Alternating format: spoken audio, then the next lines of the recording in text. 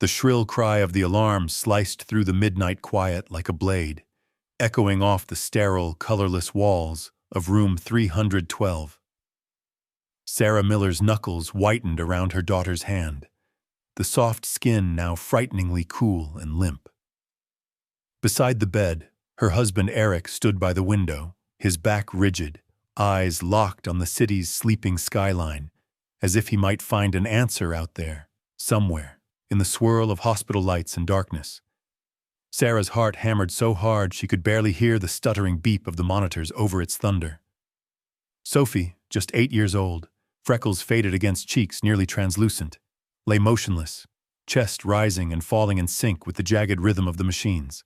An IV snaked from her tiny arm, taped down with more care than Sarah had ever managed in a lifetime of first aid bandages and butterfly kisses. Now she could only cling to Sophie's hand, as if that fragile connection might keep her daughter tethered to this world. In the shadows at the foot of the bed, Shadow, their German shepherd, pressed his muzzle to the cold metal frame. His coat bristled, his amber eyes wild with worry. He would not be moved, not by Sarah's pleading, not by the hospital staff's protests. Not even when the alarms blared so loud the world seemed to dissolve into panic and fear. "Please!" Sarah's voice caught, rough and raw as sandpaper, as a nurse burst through the door, trailed by the night shift pediatrician, Dr. Patel.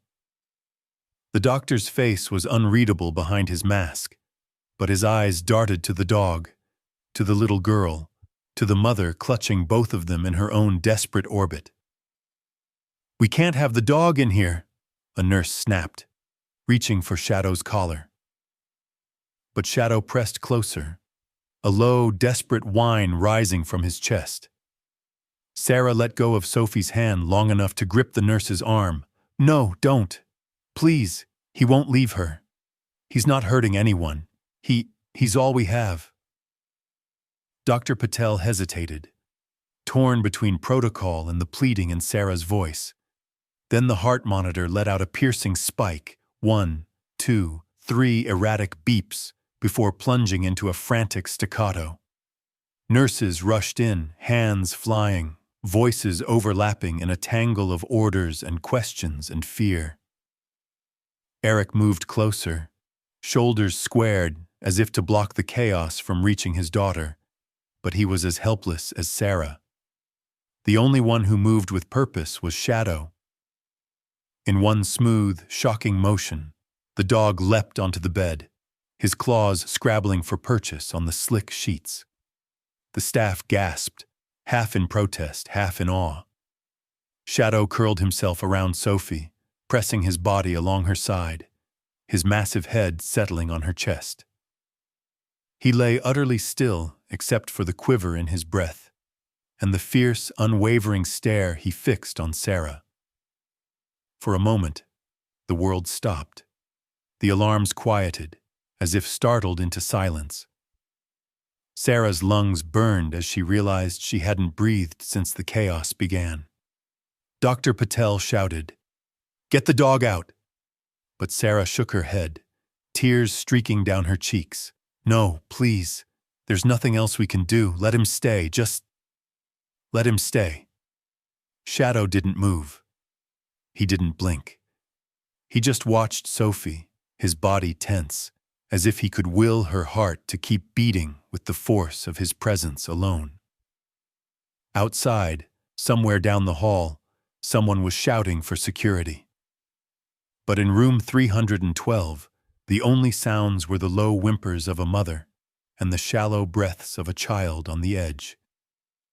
As the seconds stretched, Sophie's monitor flickered. Beep, beep, beep, slower now, more steady. The staff stared, frozen. Sarah crawled up onto the bed beside them, her hand finding Sophie's, her other hand gently stroking Shadow's fur.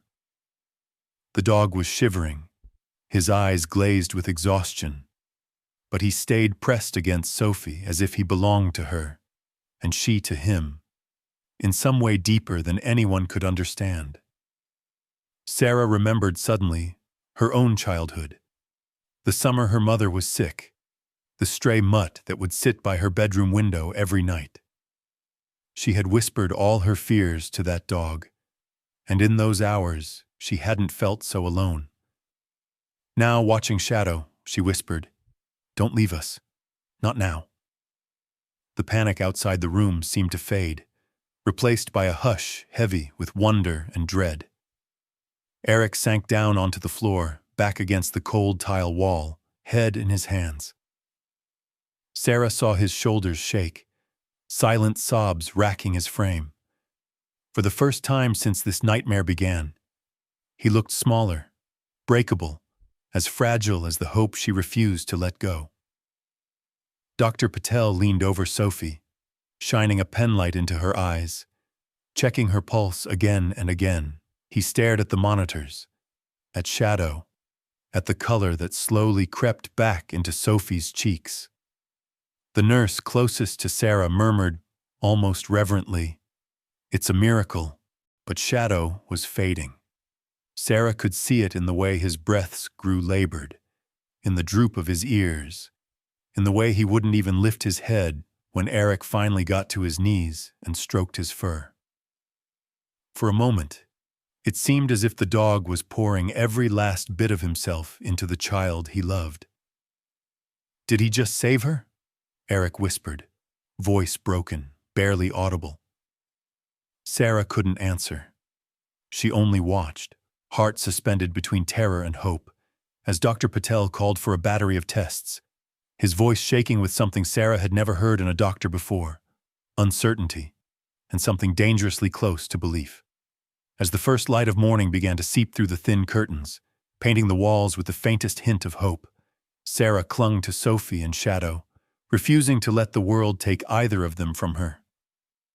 Outside the door, the hospital staff whispered stories about the dog, about the girl, about the impossible moment that turned a night of dread into a vigil of wonder. And in room 312, a family waited, hearts aching, as the line between science and love blurred with every breath the three of them took together. The dawn arrived pale and uncertain, a faded watercolor pressed behind streaked hospital glass. But for the Millers, time had ceased to flow in any ordinary way. It hung suspended in that antiseptic cocoon of room 312, caught between the mechanical ticks of the clock and the steady, fragile rhythm of Sophie's breath. Sarah hadn't moved from Sophie's side all night, her arm forming a protective arc around her daughter in Shadow. She was too tired to cry, too wrung out for fear, left only with the trembling ache of hope that had taken root in her chest and refused to die. Eric paced quietly near the window, his gaze flicking from the city skyline to his family. The gray-blue light caught on his unshaven jaw, on the furrow deepening between his brows. He looked years older than he had the night before, haunted, hollowed out, but awake now in a way that was different, as if he had passed through some fire and emerged stripped of all but what mattered most. In the silence, the only thing that moved was Shadow's chest, rising and falling with each shallow, determined breath. The dog lay curled around Sophie's legs, his head pressed into her side, his brown fur rumpled by the hospital sheets and the warmth of her body.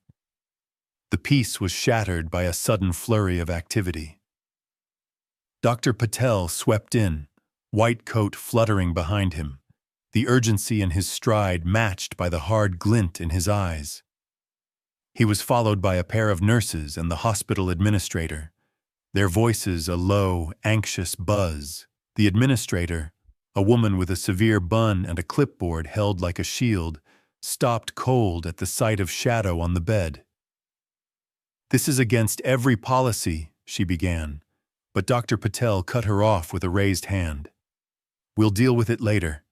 Right now, the only thing that matters is Sophie's condition."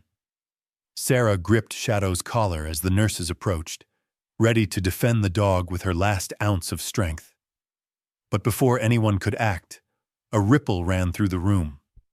Sophie stirred, a faint sigh escaping her lips. Color, real, living color, had crept back into her cheeks overnight. Her eyelids fluttered. Sarah pressed closer, unable to speak. Then, as if drawn by an invisible thread, Shadow lifted his head and nudged his muzzle gently against Sophie's neck. He licked her cheek once, the tip of his tongue warm and reassuring, and then laid his head down again, eyes never leaving the little girl's face. A hush fell over the room. The monitors slowed, the beeps evening out, each one steadier than the last. It was as if the chaos of the night had been replaced with a fragile, trembling hope. Sophie's breathing, so shallow before, was deep and regular now. One of the nurses, an older woman with silver hair and tired eyes, leaned in and whispered, "It's a miracle." Eric, who had been holding himself together with stubborn resolve, buckled. He dropped to his knees beside the bed, sobs racking his frame, his forehead pressed to the blanket at Sophie's feet.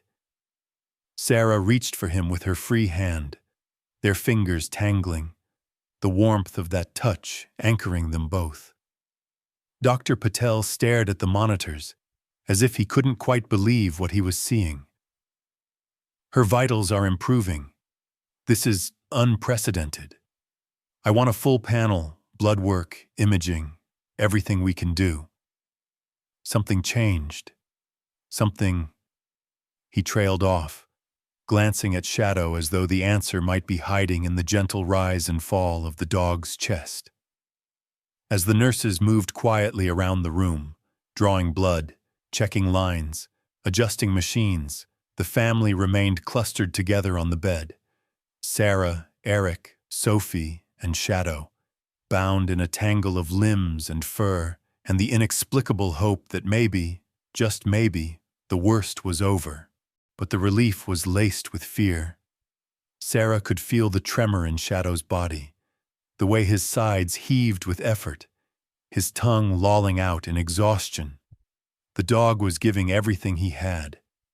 When she looked into his eyes, she saw not just fatigue, but a kind of deep, soulful understanding. Shadow knew what he was doing, and he was willing to pay the price. The hospital staff withdrew, giving the family a moment's privacy.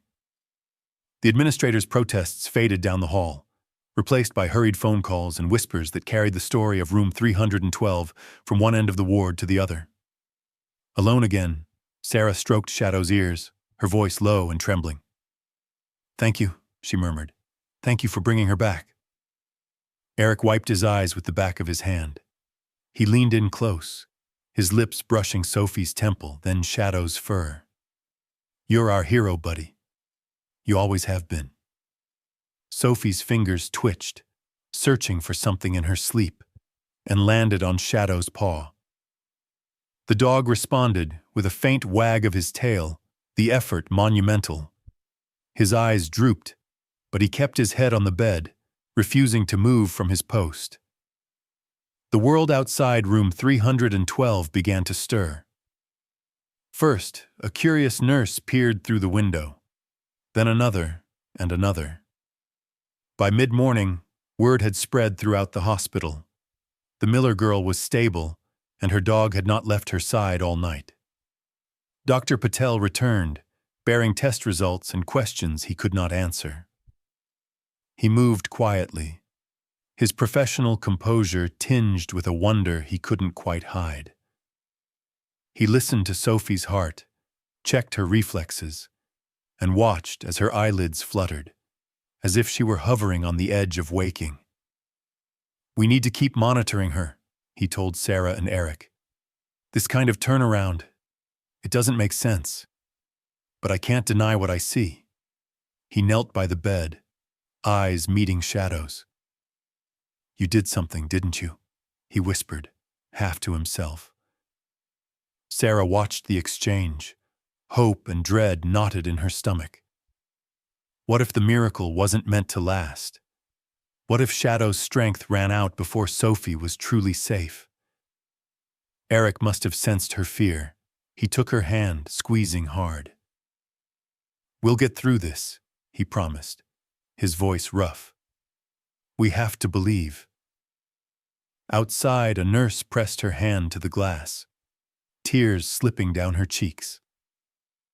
"I've never seen anything like it," she whispered to the orderly beside her. "It's like the dog is giving her a piece of himself." As the day stretched on, Sophie's color improved, her breathing strong and even, but Shadow grew weaker, each breath a little more labored than the last. He wouldn't eat, wouldn't drink. His eyes, once sharp and alert, grew dim. Sarah knelt beside him, whispering promises and prayers. "Stay with us, Shadow. Please. She needs you. We all do." Eric stepped into the hallway, needing air, his heart pounding with equal parts hope and dread. He was met by the sight of a small crowd gathering, nurses, doctors, even a janitor who had heard the story. They waited, silent, as if bearing witness to something sacred. Back inside, Dr. Patel issued new orders. More tests, more monitoring. But beneath it all was a quiet, persistent question. Had they just witnessed a miracle or something even stranger? Was there a place where science and love blurred together, where a dog's loyalty could tip the balance between life and death? As the sun slid across the sky, room 312 became a place where the ordinary rules no longer applied. Sarah found herself believing in things she'd never considered before: fate, faith, the wild, untamable power of love. By nightfall, the Millers gathered around Sophie's bed, Shadow at their center. They watched the steady rise and fall of their daughter's chest, the faint movement of Shadow's tail. They wept and laughed and held each other, grateful for another day, even as uncertainty still hung in the air. Sarah pressed her face to Shadow's fur and whispered, "You're our miracle." As sleep stole over her at last, she wondered, had Shadow really saved her child's life? And if he had, what would it cost? Night came slowly to room 312, lingering at the edges of the window as if reluctant to fully descend. The world outside the hospital pressed on, a sea of headlights in the dark, muted sirens echoing in the distant city streets. But inside, time felt weightless. All that existed was the soft glow of machines, the hush of exhausted breath, and the fragile hope that, for the first time in weeks, Sophie was truly sleeping. Sarah sat on the edge of the bed, legs tucked under her, stroking Shadow's fur with a gentle, rhythmic motion. Her fingers slipped through the rough hair behind his ears, feeling every shiver that rippled along his spine. He was still pressed against Sophie, paws dangling over her thin hospital blanket. His breathing shallow but stubborn, his eyes, once alert and bright, now blinked with slow, deliberate exhaustion. Sarah tried to recall the last time she had seen him this still. Even as a puppy, Shadow had been a restless spirit, chasing butterflies in the park, darting between Sophie's legs, bounding through piles of autumn leaves, always eager, always present. He had never been good at being idle. Now he seemed anchored to the bed by something deeper than loyalty, a devotion that defied any simple explanation. The quiet in the room was dense, interrupted only by the soft whir of machines and Sophie's slow breaths. Eric, drained and silent, sat on the window ledge, knees pulled to his chest, phone balanced in one trembling hand. He scrolled endlessly, medical articles, research papers, online forums, hoping for a word, a miracle, some hint of what had happened. His face glowed blue in the light, eyes raw and ringed with fatigue. Sarah's gaze fell on Sophie's hand, fingers curled lightly in Shadow's fur. Sophie's color was better, her lips pinker, her skin warm again. Sarah swallowed hard. Relief fought with disbelief. In her heart, gratitude and terror twined together, impossible to separate. The world had shrunk to this room, this bed, this dog. Sarah leaned forward, her voice barely a whisper. "Don't leave us, Shadow. Please." Her mind flickered to memories she had buried for decades. Her own mother's illness, the hospital visits, the gray light and endless beeping. She remembered a stray dog who had appeared on their porch that summer. The dog would curl up on the welcome mat each night, his head on his paws, waiting for her to come outside. She had poured her fears into that dog's silent ears, drawing comfort from his steady presence when her world seemed to be unraveling. For Sarah, dogs had always been the quiet, unspoken bridge between heartbreak and hope. Now, as her own daughter teetered on the edge of that same abyss, she found herself praying to a power she had never fully believed in, that Shadow would stay, that he would not follow her mother's path into the shadows of memory. Shadow's body trembled under her touch. She could feel the fevered heat radiating from him, the way his muscles quivered even in rest. "You're a good boy," she whispered, fighting tears. "The very best." A deep sigh rose from Sophie, her face relaxing for the first time in days. She shifted, settling deeper into the pillow, and Shadow's head dropped across her lap, a living weight grounding her to this world. Eric's phone buzzed. He jerked, startled by the sound, then turned the screen to Sarah.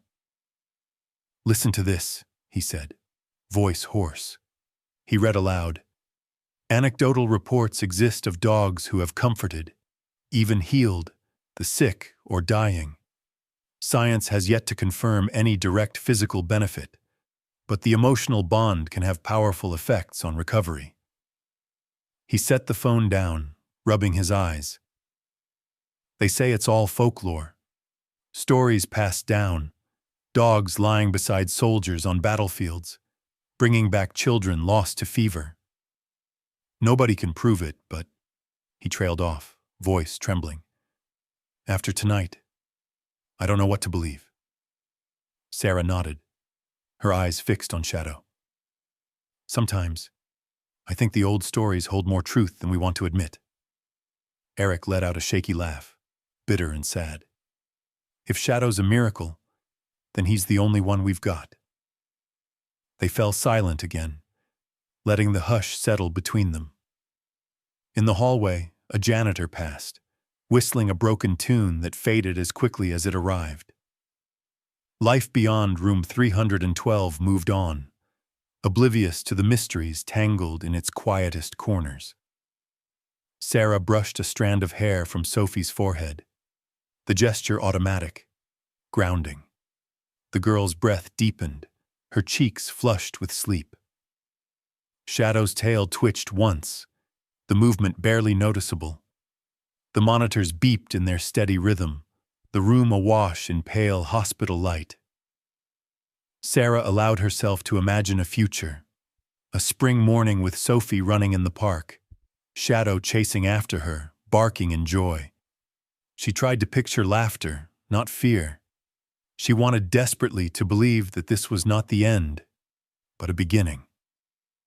Eric broke the silence. "Do you think he's really giving her something?" he asked quietly. Sarah hesitated. "I don't know, but I know he won't leave her side, not for anything." Eric sighed, pulling his knees closer to his chest. "I wish I understood." Shadow stirred, eyes flickering open. He turned his head toward Sarah, the look in his gaze almost human, tired, loyal, resolute. For a brief, impossible moment, Sarah felt as if he understood everything, as if he bore the weight of their hope on his broad, gentle shoulders. The room darkened as a cloud slipped over the moon, shadows pooling in the corners. Sarah closed her eyes, pressing her forehead to Shadow's, drawing strength from the slow, steady beat of his heart. She didn't notice when Sophie's hand slipped into hers, small and warm.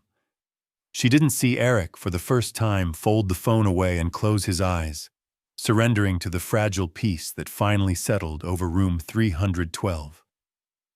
For the first time in a long time, Sophie slept, and so did Sarah, her dreams filled with the memory of a stray dog and the feeling of being watched over when all else failed. In that suspended hour, between darkness and dawn, the Millers found a sliver of peace. Outside, the world spun on, its mysteries unsolved. But within the quiet of room 312, hope was no longer a word, but a living, breathing thing, a German shepherd with a heart big enough to hold a family together. And somewhere deep inside, Sarah promised herself, as long as Shadow fought, she would fight too, no matter what the morning brought. Dawn crept over Seattle with shy, reluctant fingers. Pale gold light spilled across the hospital's linoleum floors, chasing shadows down sterile halls. In room 312, it illuminated faces worn by hope and sleeplessness, a family caught between the tremble of relief and the threat of fresh grief. Sophie was still sleeping, her little body curled beneath thin blankets, her chest rising in gentle, even waves. She looked almost peaceful, as if she had never danced so close to the edge of something final. Sarah sat beside her, hunched in a plastic chair, arms wrapped tightly around herself, gaze fixed on the line of sunlight inching across the floor. Every so often she would reach out and touch Sophie's cheek, needing the reassurance of that warmth, the confirmation that her daughter was really there, really breathing, that the impossible reprieve of the night before was holding strong. But in the hush of dawn, a new fear had taken root. Shadow, the loyal German shepherd who had never left Sophie's side, was no longer the forceful presence he had been just hours before. He lay stretched along the edge of the bed, his head on Sophie's feet, his breathing slow and shallow. His eyes followed Sarah's every movement, but the spark in them had dimmed. Once, when Sophie stirred in her sleep, Shadow's tail gave a weak thump against the mattress, but even that simple effort seemed to drain him. Sarah noticed the change first, a mother's intuition quick to recognize the faintest shift in the room. She knelt on the cold floor, pressing her palm gently to Shadow's ribcage, feeling the labored rise and fall. She whispered his name, her voice thin and cracking, and the dog's eyes fluttered open, meeting hers with a look so gentle, so tired, that her breath caught. "Hang on, buddy," she murmured, stroking the gray fur at his muzzle. "Just a little longer." In the corridor, Eric was a restless presence. He moved from one end of the hallway to the other, hands shoved deep into his jacket pockets, face carved with worry. He kept glancing into room 312, afraid of what he might see, more afraid of missing something important. The events of the night replayed in his mind like a broken reel, the alarms, the chaos, the impossible calm that had settled once Shadow had climbed onto the bed. He still couldn't explain it, couldn't make sense of what he'd witnessed. It both comforted and terrified him. Dr. Patel arrived with a folder tucked beneath his arm and a cup of burnt coffee clutched in one hand. He looked older than he had the night before, shadows painted beneath his eyes. He greeted Sarah with a soft nod, then bent over Sophie, listening to her heart, checking her vitals, watching the screens that beeped their slow, steady assurance. Sarah couldn't hold back. "She's better, isn't she?" Her voice was tight, hopeful, but trembling with the dread of the answer. Dr. Patel hesitated, scanning the numbers. "Sophie's organs are stabilizing, her kidney function is normalizing, her heart rhythm is steady. There's no clear medical explanation. I've never seen anything like it." Eric, standing in the doorway, let out a breath he'd been holding for hours. The air seemed lighter for just a moment, until Sarah noticed the way Dr. Patel's gaze lingered on Shadow, concern creasing his brow. Sarah followed the doctor's eyes. "Is something wrong with him?" Dr. Patel crouched by the bed, studying Shadow. "He's showing signs of acute exhaustion, tachycardia, weakness. It's uncanny. He seems to be mirroring Sophie's old symptoms, almost as if—" He didn't finish, but Sarah felt the rest of the thought settle on her chest like a weight. Eric moved into the room, unable to stay away. He knelt beside Sarah and Shadow, resting a trembling hand on the dog's back. "You think he's giving her his strength?" Eric's voice cracked on the word strength, as if the concept itself was too much to hope for, too much to bear. Sarah's eyes filled with tears. What if saving her means losing him? The question hung between them, raw and unspoken. In the corner, the sunlight crept up the wall, bathing the room in a bittersweet glow. Eric couldn't hold it in anymore. He slipped out into the hallway and pressed his back against the wall, sliding down until he was sitting on the cold tile floor.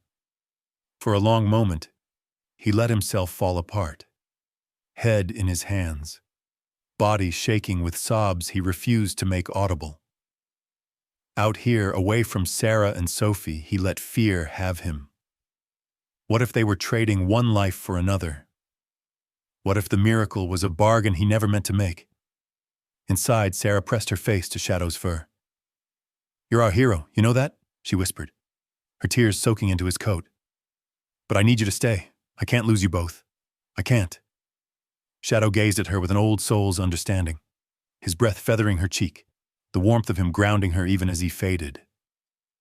Sophie slept through it all, wrapped in the deep, untroubled slumber of a child whose body had fought its hardest battle and, for now, had won. Sarah watched her daughter's face, searching for traces of pain or fear, but saw only peace. The urge to rejoice battled with guilt. How could she celebrate Sophie's recovery when the cost was written so plainly in the lines of Shadow's weakening form? Dr. Patel lingered at the door, caught in his own turmoil. He scribbled notes into Sophie's chart, then paused, glancing at Shadow with an almost superstitious awe. He was a man of science, but here in this quiet room where the impossible seemed to be unfolding, he found himself questioning everything he thought he knew. The sun rose higher, warming the hospital's brick facade, casting patterns on the bedsheets.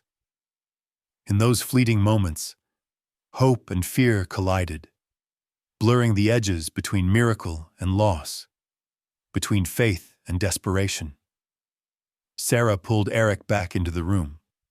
He wiped his eyes, tried to smile, but it faltered.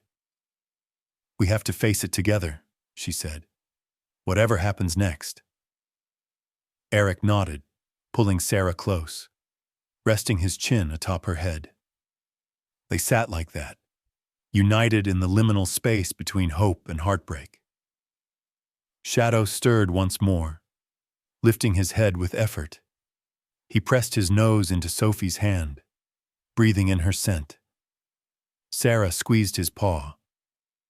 "We're here," she promised. "We won't let you go through this alone." For the first time, Sophie's eyes fluttered open. She looked at Shadow, then at her parents. Her lips parted in a faint smile, and she whispered, "Shadow's tired." Sarah kissed her daughter's forehead. "He's just resting. He's right where he belongs."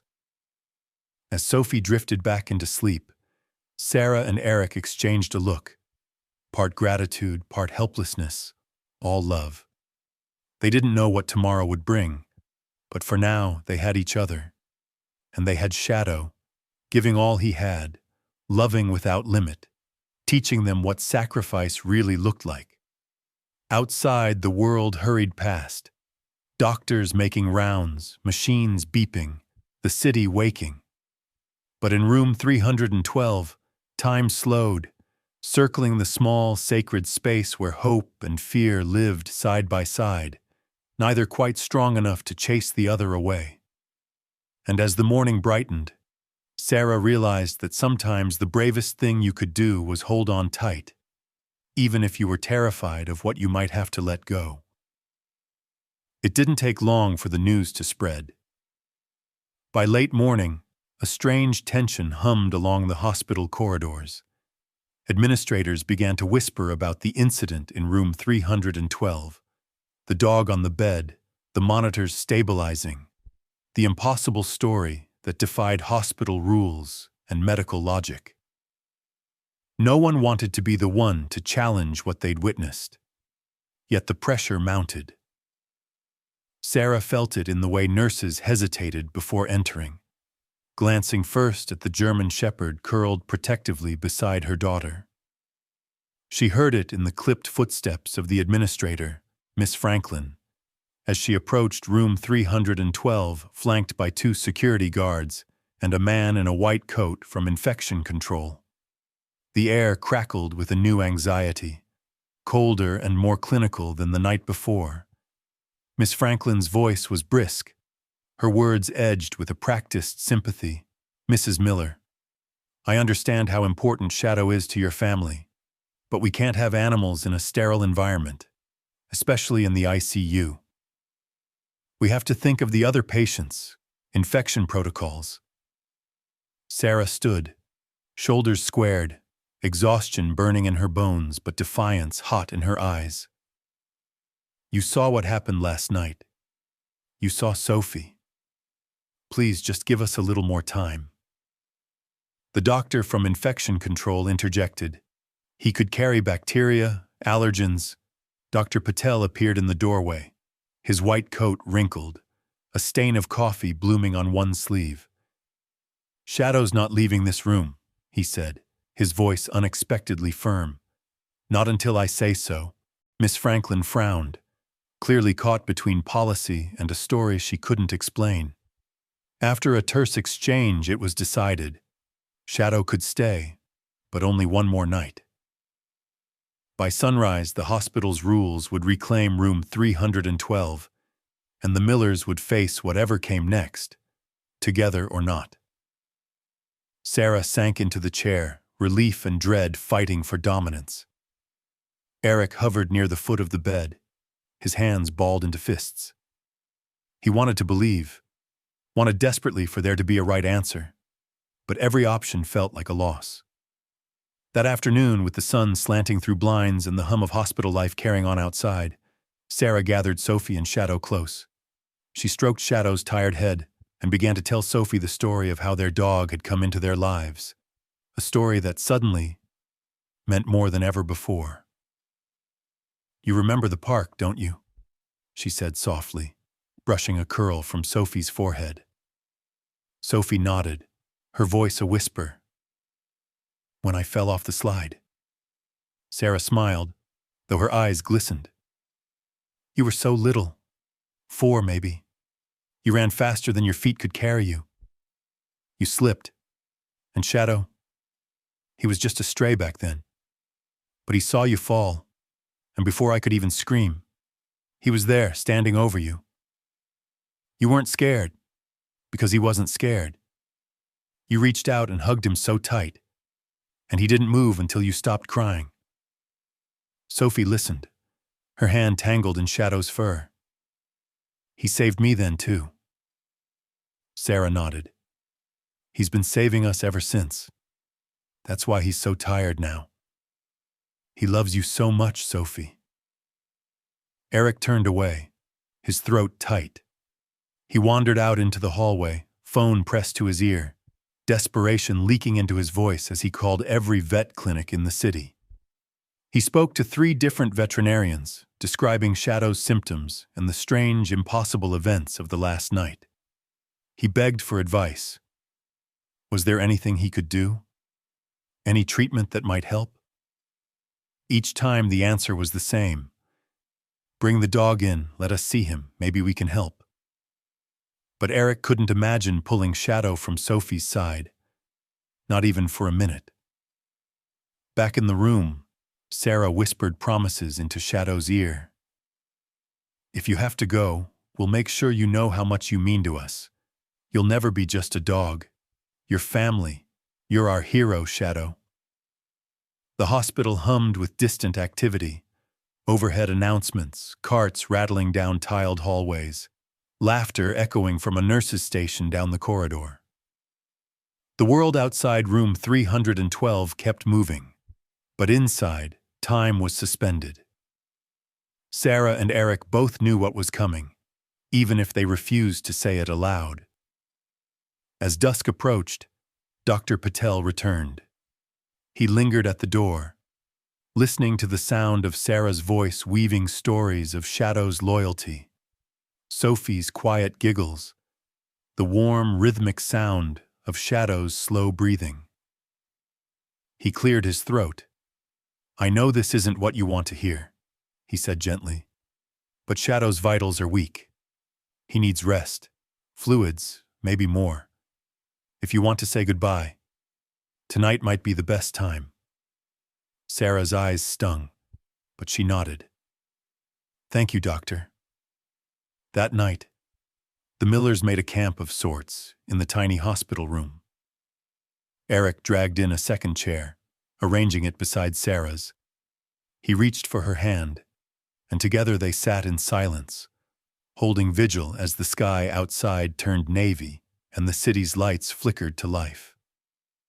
Sophie slept, her face soft and untroubled. Every so often she would murmur Shadow's name, and the dog, half asleep, would thump his tail in answer. Sarah watched them both, memorizing every detail, the rise and fall of Sophie's chest, the warmth of Shadow's fur beneath her palm, the way Eric's thumb traced slow circles on the back of her hand. Eric stepped outside one last time. He called his brother, a vet tech in Portland, pouring out the whole story in a shaking voice. "Is there anything I can do?" he pleaded. "Is there any chance?" His brother was silent a long time, then finally said, "Just stay with him. Let him know he's loved. That's all you can do now."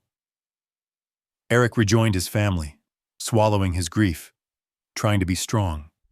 He sat on the floor, leaning against the bed, his hand resting on Shadow's paw. "You saved us, old friend," he whispered. "We're with you all the way." As the night wore on, Sarah and Eric took turns telling stories of Shadow's first Christmas, the time he scared off a coyote in the backyard, how he once curled around Sophie during a thunderstorm and wouldn't budge until morning. They laughed quietly, their memories braiding hope into sorrow. Outside, the world drifted deeper into darkness. For the Millers, there was only the soft circle of light in room 312, the sacred space where love outlasted fear.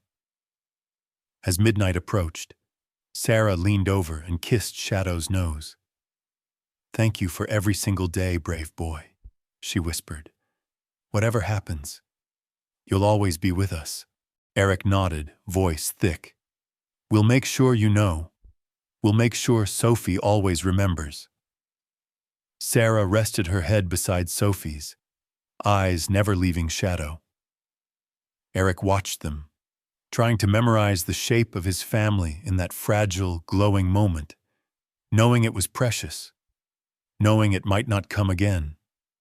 The monitors glowed softly, Sophie's heartbeat strong and steady, a miracle bought with sacrifice. The Millers waited, bracing themselves for heartbreak, holding fast to love as the only certainty in the darkness. Night pressed heavily against the window of room 312, its silence broken only by the low hum of machines and the muffled sounds of the hospital's midnight shift. Within these four walls, time lost meaning.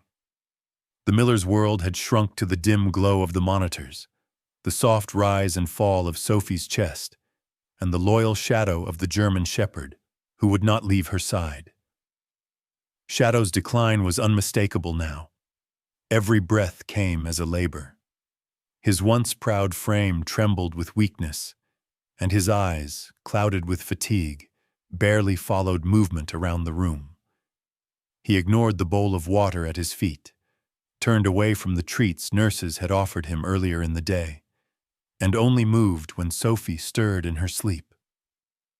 Sarah sat cross-legged on the linoleum, her hand resting protectively on Shadow's side. She stroked him slowly, feeling each breath shudder through his ribs, each heartbeat slow and falter, as if time itself was winding down inside his chest. Eric paced at the foot of the bed, helplessness carved into every step. Outside, the hallway buzzed with quiet energy. Nurses in soft-soled shoes tiptoed past the door, careful not to disturb the strange sanctuary room 312 had become. One nurse, Megan, paused at the window. She pressed her hand to the glass, tears welling up. The story had spread. People from every corner of the hospital came by, some in curiosity, others in awe, but all drawn by the impossible hope that had taken root inside these walls. By midnight, it was more than just staff whispering about the miracle dog. Patients, families, and orderlies gathered near the door. A small crowd formed in the corridor, lighting candles, holding silent vigil for Shadow. Some prayed. Others just stood, hands folded, their faces illuminated by the gentle glow of cell phones capturing the moment.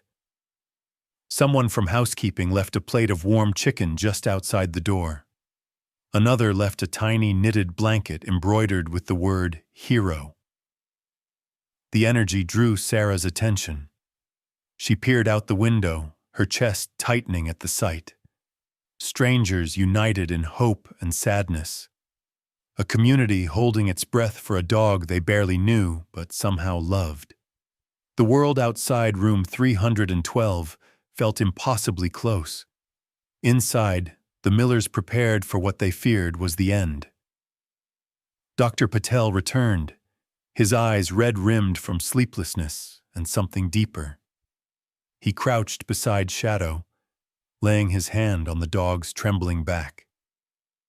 "I've never seen anything like this," he admitted quietly. "He's refusing food. His vitals are dropping. There's nothing more we can do except keep him comfortable and stay with him." Eric swallowed, his voice a whisper. "Thank you, doctor." In those long hours, love became an act of surrender. Eric cradled Shadow's head in his lap, stroking his ears, whispering old stories. The first time they met, the way Sophie had begged to keep him, the endless afternoons at the park. "Thank you for loving her," Eric said, tears falling unchecked. "Thank you for saving her. I wish I could do the same for you."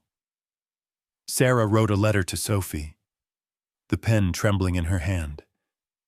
She filled page after page with memories, how Shadow guarded Sophie's door each night, how he knew when she was sad, how he brought her shoes when she didn't want to go outside. "He has been your protector, your friend, your miracle," Sarah wrote, her vision blurring. "No matter what happens, remember that you were loved fiercely, loyally, beyond reason or words." Nurses drifted in and out, some leaving flowers, others lighting small candles on the windowsill. Even Dr. Patel, usually so reserved, sat quietly at Sophie's bedside, watching the slow miracle of a child's recovery and the quiet sacrifice that made it possible. The air in room 312 was thick with emotion, grief, gratitude, awe. Every so often Sophie would stir, her hand reaching for Shadow, her lips moving in dreams. Each time Shadow would lift his head, just barely, nuzzle her hand, then settle again, fighting to stay a little longer. At 2 a.m, Eric stepped into the hall. He was met by a crowd, neighbors who'd heard the story on the news, parents from Sophie's school, strangers who'd seen a post online. Someone had started a prayer circle, Others handed out slips of paper with Shadow's name written in careful block letters. The community's outpouring of love felt surreal, overwhelming, but Eric welcomed it. He understood now. Shadow's fight had never just been about Sophie. It was about all of them. Every person who needed hope, every parent who feared the worst, every child who needed a story of something good. By 3, a local reporter arrived, drawn by a nurse's midnight message. She stood outside the door, notebook in hand, asking quiet questions. "Do you believe in miracles?" she whispered to Eric. He looked at her, eyes shining, and said, "I do now." Inside, Sarah and Sophie shared the hospital bed, Sophie's breathing steady, her cheeks flushed with sleep. Sarah's hand rested on Shadow, her thumb tracing lazy circles in his fur. She read her letter out loud, her voice breaking only once. "He is brave, and you are brave too. Love doesn't end, Sophie. It just finds new ways to show up." Outside, candles flickered, letters piled up by the door, and the sound of soft singing drifted down the corridor. Amazing Grace, sung by a nurse with a voice like morning. As dawn neared, the hospital seemed to pause. Dr. Patel gathered the Millers and a few nurses for a final vigil. The vet who'd been called in from across town joined, her hands gentle on Shadow's head. The air was reverent, heavy with respect and sadness. Eric held Shadow close, his voice thick with gratitude and grief. "You saved our family.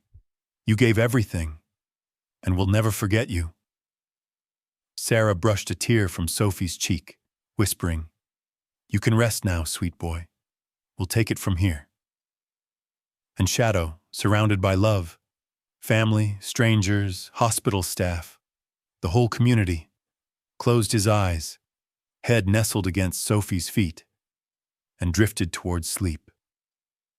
His breath slowed, but in that moment, everyone in room 312 felt something beyond sadness. They felt hope, a hope that was bigger than any miracle, forged in sacrifice, surrender, and the unbreakable bonds of love. The sun crept over the city, its first golden rays catching the edge of the hospital's brick facade. In room 312, light spilled across the bed, bathing Sophie, Sarah, Eric, and the bravest dog they'd ever known in a glow that felt, for the first time in weeks, like promise. Outside, the candles burned down, the letters were gathered into a box, and the crowd slowly dispersed. But for the Millers, and everyone touched by Shadow's story, the world was different now. Something gentle had taken root, something that would keep growing long after the tears were gone. The night waned, and pale morning crept into room 312, brushing the world with a gray, uncertain light. Sarah woke to the soft murmurs of nurses beyond the door and the familiar, delicate scent of hospital coffee wafting in from the hallway. For a split second, she was unsure where she was. Then the steady beep of monitors, the chill in the air, and the shape of her daughter's sleeping face snapped reality into focus. Shadow was still there, stretched along Sophie's feet, his fur pressed close to her legs. He hadn't moved for hours. His breathing had grown shallower, each rise and fall of his chest a silent struggle, his presence a thread connecting hope and heartbreak. Sarah reached down, stroking the length of his back, feeling the quiver of exhaustion in his muscles. "You're so brave," she whispered. "You did more than anyone could ask, sweet boy."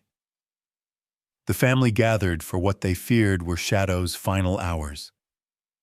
Eric took his place on the other side of Sophie's bed, his hand resting gently on Shadow's paw. Sophie, for the first time in days, woke with a quiet sigh, her eyelashes fluttering against pale cheeks.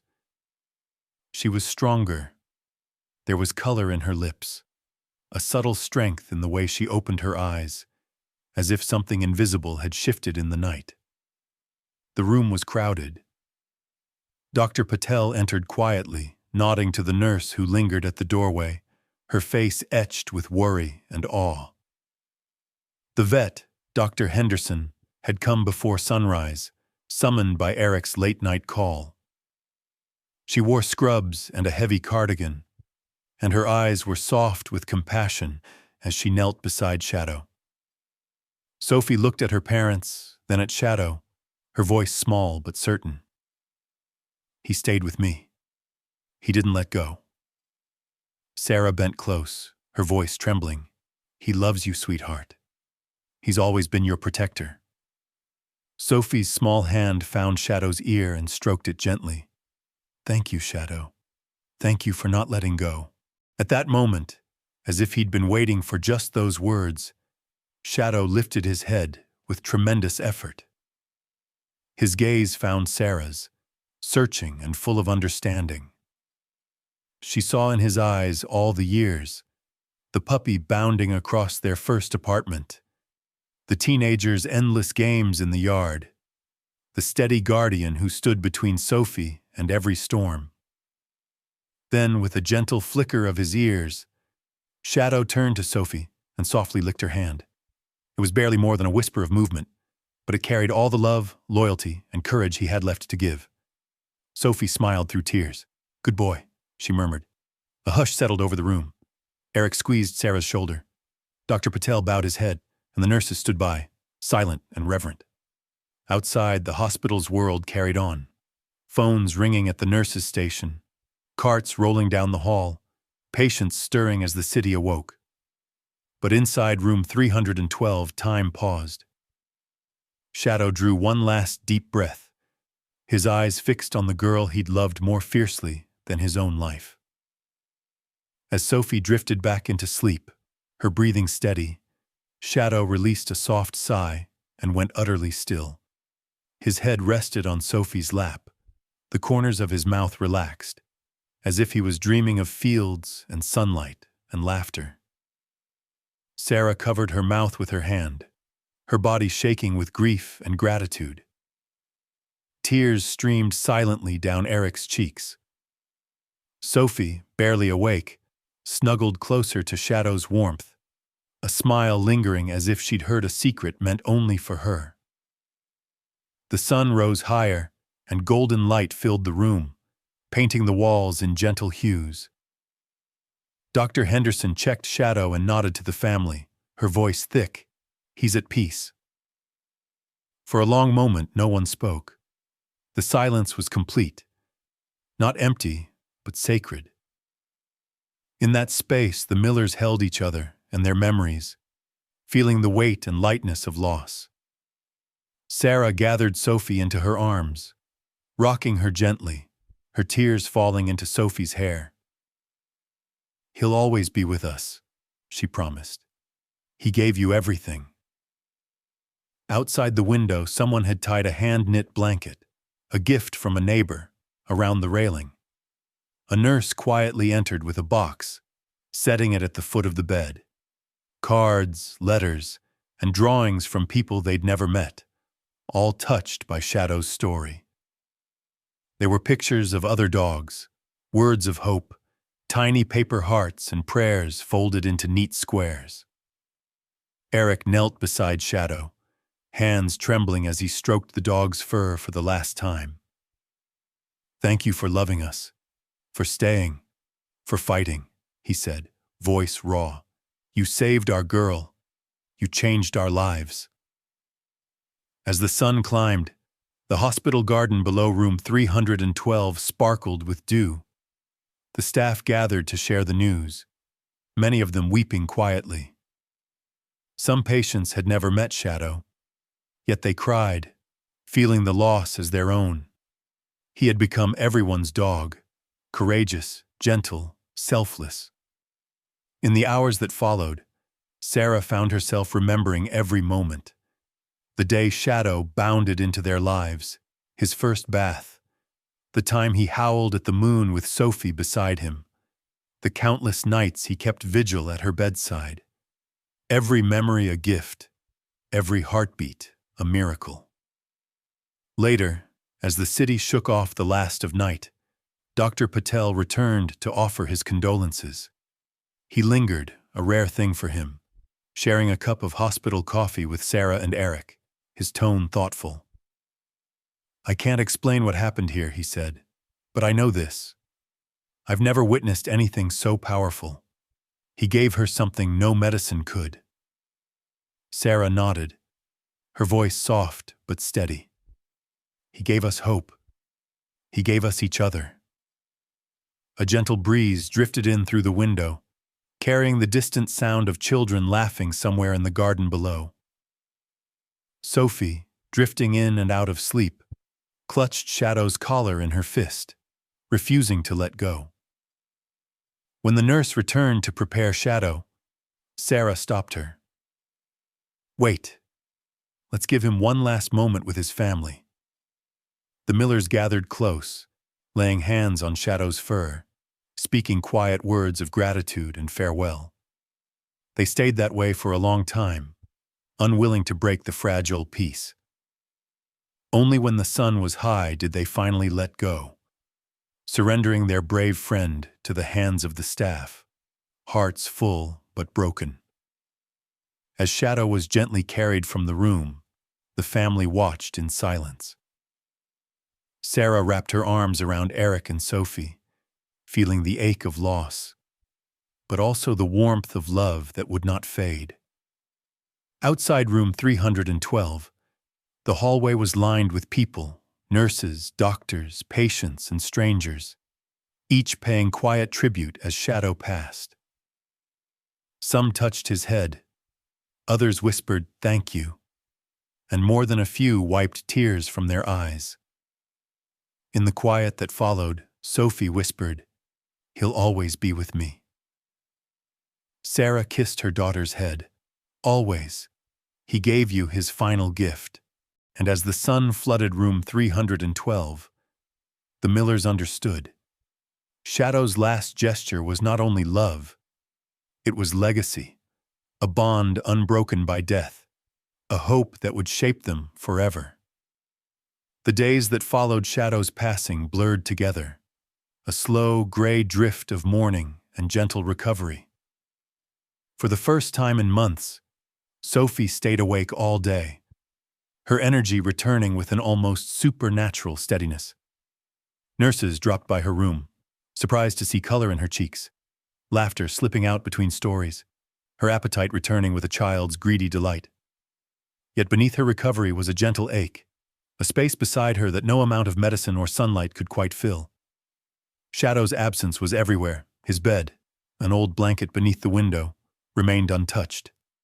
The nurses left it there, as if not ready to erase the evidence of his quiet watch. Sophie often glanced at it in the mornings, tracing the worn pattern with her toe, a small frown creasing her brow. Sometimes she whispered secrets into the empty air, confiding in the presence she could no longer see. Sarah, too, felt the loss as a physical thing. She found herself listening for the soft click of claws on tile, the gentle snuffle at Sophie's door in the night. At home, the toys scattered across the living room floor sat untouched, and every creak of the house seemed to echo Shadow's name. Yet Sarah moved through her grief with purpose, clinging to gratitude for what she'd gained: a healthy daughter, a deeper understanding of love, and the knowledge that Shadow's final gift was hope, not despair. Eric, quieter than before, was changed in ways he couldn't articulate. The boundaries of skepticism and reason had softened. He spent more time in the hospital garden, hands deep in the earth, his mind working through memories as he planted a sapling, an American linden, beside the flower beds. With each scoop of soil, he remembered Shadow's weight against his legs, the dog's warm gaze and silent comfort. When the tree was finally upright, Eric knelt and tied Shadow's worn, blue collar around a low branch. The wind caught the tag and spun it, glinting sunlight in every direction. On Sophie's first day out of bed, Sarah wrapped her in a soft sweater, and together they walked slowly to the hospital garden. Sophie clutched a small bouquet of dandelions and violets, carefully arranged in a cup. When they reached the linden tree, she knelt in the grass and pressed her cheek to the rough bark.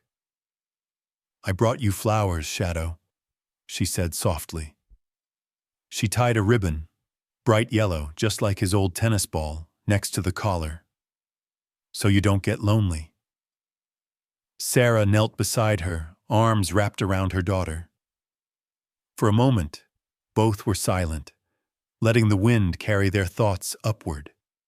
The garden, once just a patch of hospital green, felt sacred now, a living tribute to sacrifice and survival.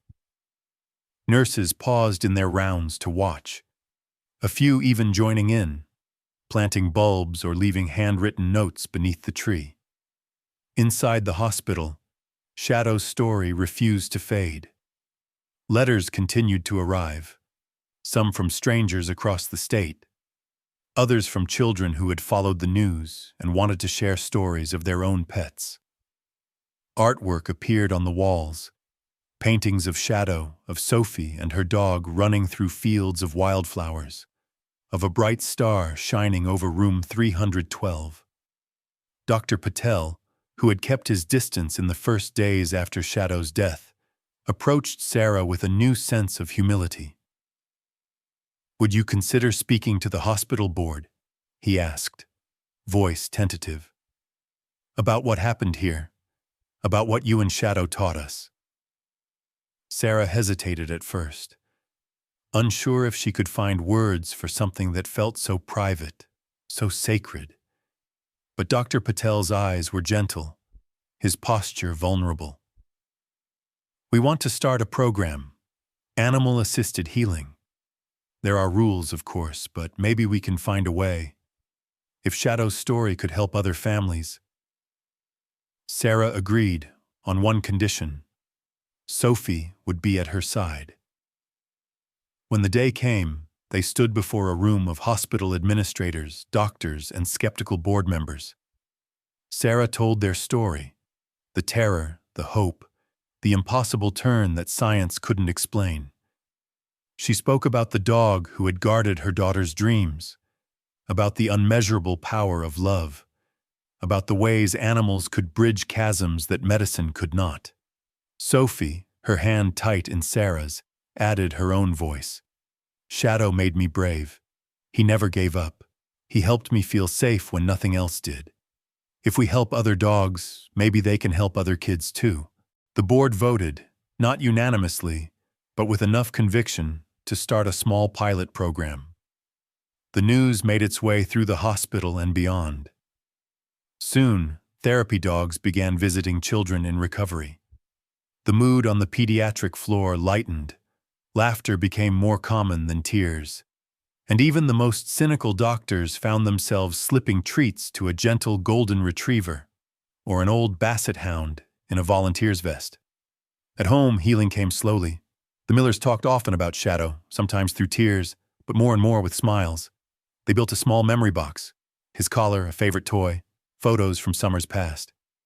One night, Sarah dreamed of Shadow, not the tired, fading dog from his last days, but a younger version, wild and free, racing across a sunlit field, barking with joy. She woke weeping, but felt lighter, as if he had come to say goodbye in his own way. One afternoon, Sophie came into the kitchen holding a flyer from school. The local animal shelter needed foster families for abandoned pets. Her eyes sparkled. "Can we, Mom? Just for a little while? Maybe there's another Shadow out there who needs us." Sarah hesitated only a moment. She looked at Eric, who nodded, a rare smile breaking through the quiet grief. "We can try," Sarah said.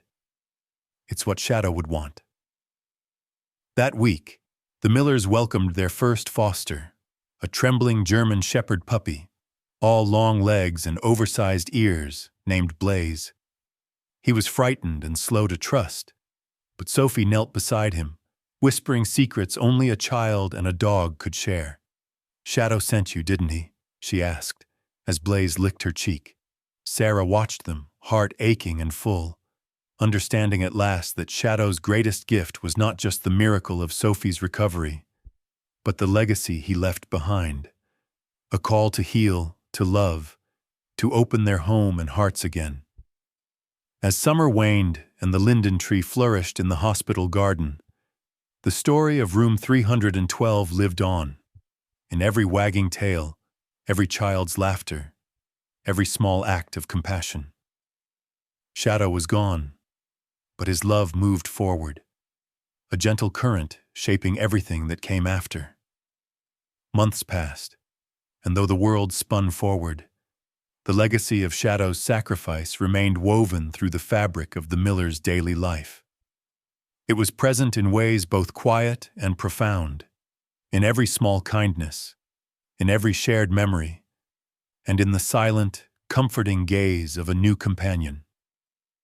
The linden tree in the hospital garden grew steadily, its young leaves trembling in the breeze, Shadow's collar jingling softly on its lowest branch, a beacon of resilience for any family in need of hope. Sophie thrived in ways that surprised everyone, including herself. Her hair grew thick and shiny, laughter returned to her voice, and she ran farther each day than anyone thought possible in the spring. The doctors called her recovery remarkable, attributing it to a combination of timely medical intervention, childlike resilience, and perhaps the indefinable magic that sometimes slips through the cracks of science. But those who had witnessed the long nights in room 312, the nurses, Dr. Patel, the Millers themselves, knew that Shadow's devotion had altered something fundamental, not just in Sophie's health, but in the shape of their entire family. The foster dog Blaze became a fixture in their home. He was timid at first, wary of loud sounds and sudden movements, but he shadowed Sophie everywhere, his brown eyes always searching for hers. When he trembled with nerves or whimpered at the sound of thunder, Sophie would lie on the floor beside him, her small hand resting on his back, whispering gentle stories about Shadow, the dog who had taught her courage and trust. The Millers, once so tightly wrapped in their own grief, found themselves opening up in unexpected ways. Sarah began volunteering at the local shelter, offering gentle guidance to new foster families and talking to children about what it meant to lose and love a pet. Eric, whose skepticism had once built walls around his heart, discovered a sense of purpose in action. He organized a fundraiser for therapy dogs at Seattle Grace, the hospital that had become both battleground and sanctuary. On weekends, the whole family would visit the linden tree together. Sometimes they'd bring Blaze, who seemed drawn to the shade as if he understood the weight of memory rooted beneath the earth. They would tidy up the little tokens and notes left by other families, ribbons, paper hearts, drawings of dogs, and add their own, a painted rock, a thank you card, a photo of Sophie and Shadow smiling in the sun. One warm Saturday, the Millers joined a volunteer group at the animal shelter for a special event. Children gathered in a circle, some clutching stuffed animals, others shyly petting the therapy dogs in their vests. Sarah knelt beside them, her voice calm and strong as she began to tell Shadow's story, not as a fairy tale, but as something real and human, filled with the messiness of fear, love, and letting go. Shadow loved without limits, she told them. He didn't care about the rules or the odds or how much time he had left. He just showed up every day and gave everything he could for the people he loved. And that's what made all the difference. A small boy raised his hand, voice shaking. Does it still hurt to remember him? Sarah smiled gently, meeting his eyes. Sometimes. But the hurt is softer now. It reminds us how much we were loved. And it helps us love others better. Sophie sat cross-legged in the grass. Blaze curled protectively at her side. She reached out, offering her hand to a frightened puppy brought in that morning, trembling in the arms of a volunteer. The puppy whined, but as Sophie's fingers touched his fur, he quieted, eyes locking onto hers in cautious trust. "It's okay," Sophie whispered. "You're safe now." Shadow used to say, well, I think he would have said, that everyone deserves a chance to be loved. Eric watched his daughter, pride and sorrow mingling in his chest. He was struck by how much she'd grown, how much strength she'd found in loss. The family he once feared would shatter had become stronger, tender, yes, but more whole for the cracks that love and grief had carved through them. The shelter's director approached Eric, clapping him on the shoulder. "You're the guy behind the therapy dog fundraiser, right? You'd be amazed at the difference it makes. The dogs don't judge, they don't pity, they just sit, listen, and let people be who they are. That's something we all need, don't you think?" Eric nodded, his gaze drifting to Blaze and Sophie. "Yeah," he said. "Sometimes what saves us isn't a miracle. It's the ordinary, steady love that never lets go." Later, as the sun began to set, the Millers packed up to leave. Sarah paused by the front gate, her hand resting on Blaze's collar. Shadow's sacrifice wasn't just about Sophie, she reflected aloud. He changed all of us. He showed us that healing isn't always a cure. It's trust, faith, connection. Sometimes it means giving everything so someone else can keep going. Eric reached for her hand, the simple gesture more meaningful now than ever. "He taught me how to believe in what I can't always see," he admitted. "That's a gift I never expected." Back at home, the family's routines shifted in subtle, beautiful ways. They ate dinner together every night, sharing stories and laughter. Sophie wrote letters to Shadow, placing them in the memory box with drawings and treasures from their days together. Blaze, once wary and withdrawn, grew bolder, braver, until the house was filled again with the joyful chaos of paws on hardwood and the soft rumble of a dog's sigh at bedtime. Sometimes Sarah would catch Sophie talking to Blaze in the backyard, telling him secrets she used to share only with Shadow. She understood now that grief was not something to be outgrown, but to be carried, transformed by the love that had made it possible in the first place. In the hospital garden, the linden tree stood tall, its branches stretching skyward. Each time a breeze rustled its leaves, the collar would chime, a quiet music, a gentle reminder that love's power was not in its permanence, but in its willingness to give and inspire. The story of Shadow spread beyond the family, beyond the hospital, echoing through every child who hugged a therapy dog, every parent who found comfort in the soft fur of a companion, every heart softened by the simple, radical act of love. Healing, they learned, was not a single moment, but 1,000 small ones, a circle of kindness, compassion, and courage, growing ever outward. And in the Millers' hearts, as in the hearts of all who heard their story, the lesson remained clear.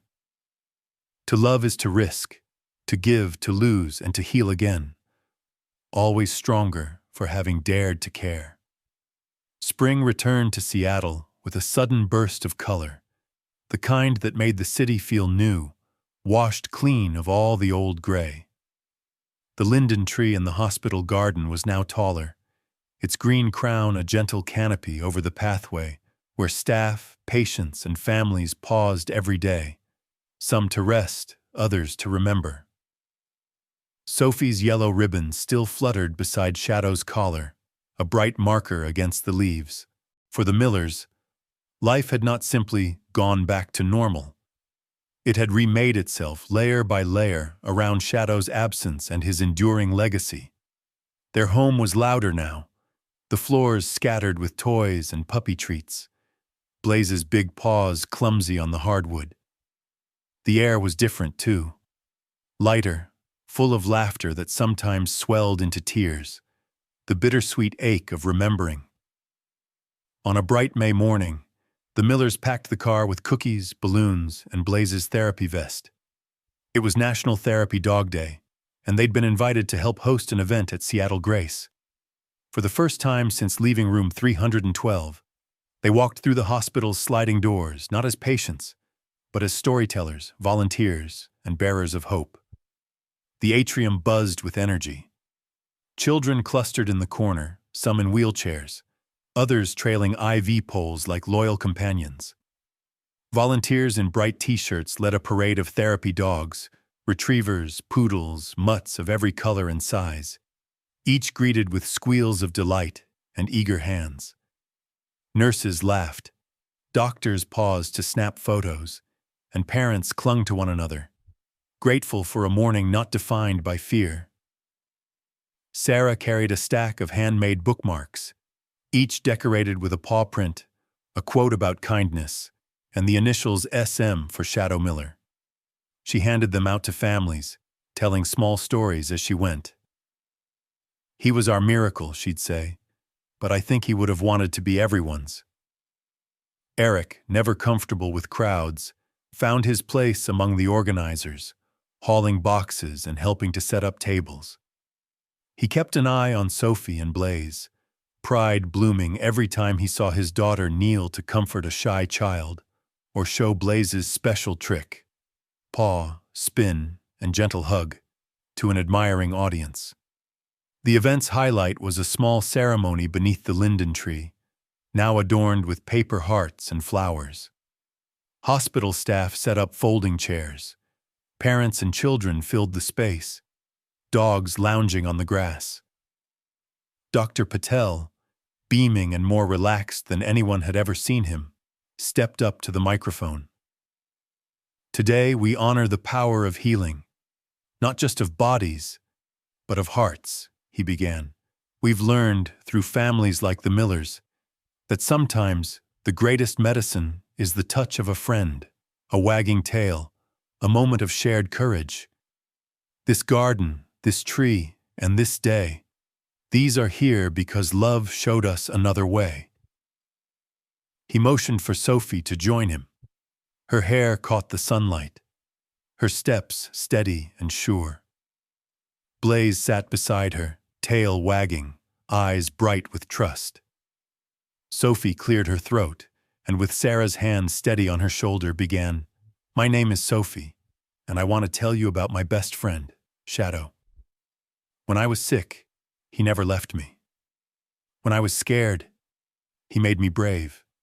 He didn't care if I was tired or grumpy or sad. He just loved me, and when I got better, he gave me the best gift of all. He showed me that love doesn't end, even when someone's gone. It grows. It helps us help others. That's why Blaze is here. That's why we're a foster family now. Because Shadow taught me how to live again." There was a hush, punctuated by a single bird singing high in the linden tree. Sarah hugged Sophie and Blaze together, tears in her eyes.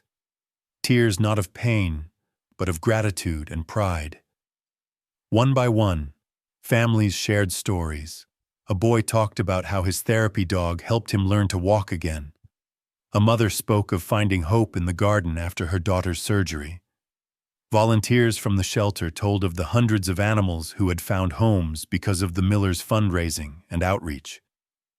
The event became a tapestry, one life sacrifice weaving into the lives and stories of so many others. Eric watched, hands folded, his heart full. The man who once doubted, who measured miracles by the laws of science and certainty, now saw proof of something grander, an invisible thread of connection, faith, and courage, strong enough to bind strangers into a community. As the afternoon waned, Sarah took the microphone for a closing message. She looked at the crowd, at the children, at the dogs and their handlers, her voice gentle but unwavering. Shadow taught us that love's real miracle isn't just about saving a life. It's about giving, even when there's nothing left to give. It's about choosing to open your heart again, even after it's been broken. Every time you choose kindness, every time you help someone who's hurting, you keep that miracle going. Healing is a cycle. It's not just what we receive, but what we give again and again. She paused, glancing at the tree, Shadow's collar glinting in the sun. So if you ever feel lost or small, or like you don't matter, remember, you can be someone's miracle. Open your heart. Rescue the lost. And you might just save each other. A ripple of applause swept through the garden, gentle but fierce. Children raced across the grass, therapy dogs chasing after them, their laughter carrying high and bright on the wind. As the event drew to a close, the Millers lingered beneath the linden tree. Sophie tucked a new note beside the collar. "Thank you, Shadow. I love you forever. S." They walked home together, Blaze bounding ahead, the evening air sweet with promise. In their house, photos of Shadow hung above the mantel, and the memory box rested on a special shelf. But it was in their everyday acts, fostering scared puppies, comforting each other in the hard moments, choosing hope again and again, that his legacy truly lived. Sometimes, as dusk settled, Sophie and Blaze would sit beneath the linden tree, the garden quiet around them. The collar would chime in the breeze, and Sophie would close her eyes, feeling a presence that was gone, but never lost. She would lean into Blaze's side, whispering stories and secrets, the circle of love unbroken. And so the story continued. Not an ending, but a beginning, spun from loss and courage, from the unending miracle of a dog's love, and the family who learned to pass it on.